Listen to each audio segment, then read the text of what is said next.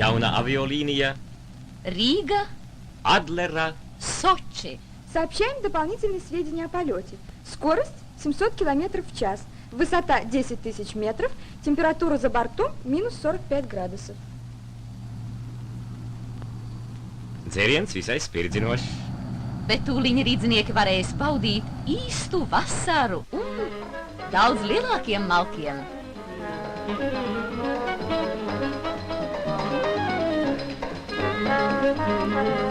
Rīgas miebeļu kombināta darbinieki Edvards un Valija Kronbergi ar Melno jūru šķiet jau uz tu.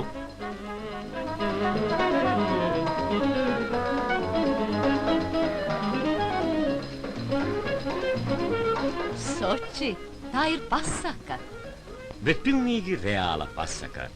To var apliecināt Klāra Lapaķina un Anita Jansone.